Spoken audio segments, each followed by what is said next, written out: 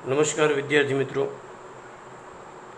Video number 13 अर्थशास्त्र के संदर्भों में हम बात कर रहे थे जीवन की भौतिक गुणवत्ता अंक PQLI। उसके 3 निर्देशांक मैंने आप लोगों को अगले वीडियो में बताए कि शिक्षा का अनुपात है, अपेक्षित आयु है और बाल मृत्यु दर है। अब मैं ये तीनों निर्देशांक के बारे में बात करूँगा। तो पहला निर्देशांक है शिक्षा। तो शिक्षा के बारे में अगर आप समझाते तो सबसे पहले आपको शिक्षा की परिभाषा लिखनी पड़ेगी। परिभाषा के अंतर्गत क्या कि शिक्षित किसको कहते हैं, या तो साक्षरता किसे कहते हैं।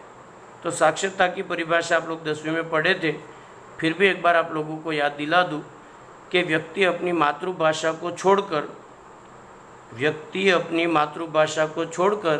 यदि अन्य किसी भी भाषा को सरलता से पढ़ और लिख सके तो उस व्यक्ति को साक्षर, और ऐसी परिस्थिति को साक्षरता कहा जाता है। पुनः एक बार, व्यक्ति अपनी मातृभाषा को छोड़कर किसी अन्य भाषा को सरलता से पढ़ लिख सके तो ऐसे व्यक्ति को साक्षर, और ऐसी परिस्थिति को साक्षरता कहा जाता है। दूसरा मुद्दा, जीवन की भौतिक गुणवत्ता के अंतर्गत साक्षरता का संबंध कैसा है? तो सीधा संबंध है। जीवन की भौतिक गुणवत्ता अंक के साथ साक्षरता का संबंध कैसा है? तो कि सीधा। 2 मुद्दे हो गए, एक परिभाषा, दूसरा कैसा संबंध, तीसरा कैसे। अगर सीधा संबंध है साक्षरता का तो कैसे? तो जैसे जैसे देश में साक्षरता का प्रमाण बढ़ता है, मतलब शिक्षा का अनुपात बढ़ता है, वैसे वैसे देश के अंतर्गत जीवन की भौतिक गुणवत्ता अंक का प्रमाण अर्थात PQLI का रेशिया भी क्या होता है? बढ़ता है। हाँ, 3 मुद्दे हो गए, एक परिभाषा, दूसरा कैसा संबंध है और तीसरा कैसे।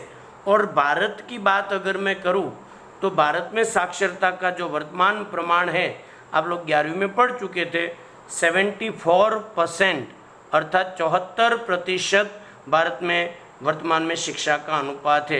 एक बार, जीवन की भौतिक गुणवत्ता का पहला जो मुद्दा है, जीवन की भौतिक गुणवत्ता अंक को मापने वाला पहला मुद्दा है साक्षरता का अनुपात। उसमें 4 मुद्दे मैंने आपको बताए। एक परिभाषा, मातृभाषा को छोड़कर किसी अन्य भाषा को पढ़ लिख सके। दूसरा कैसा संबंध है PQLI के साथ उसका, तो कि सीधा।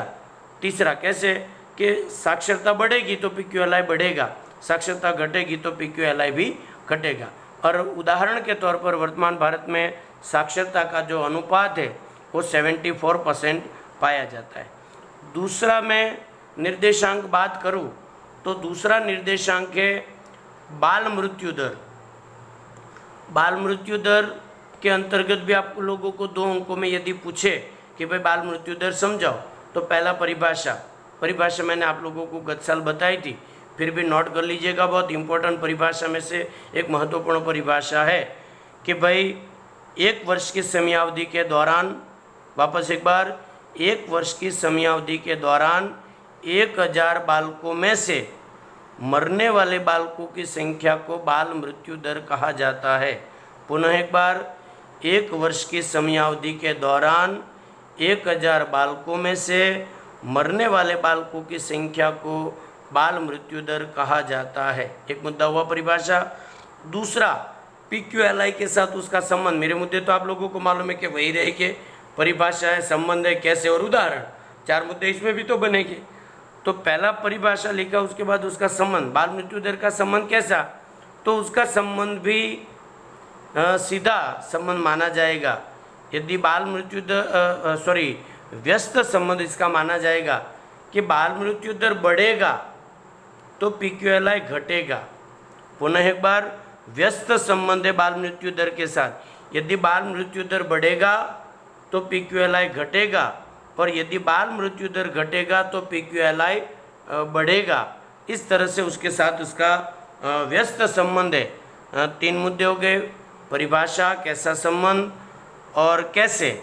और चौथा जो मुद्दा आप लोगों को उसमें लिखना है उसका उदाहरण, कि भाई वर्तमान भारत में बाल मृत्यु दर का प्रमाण कितना है, तो कि 41.40।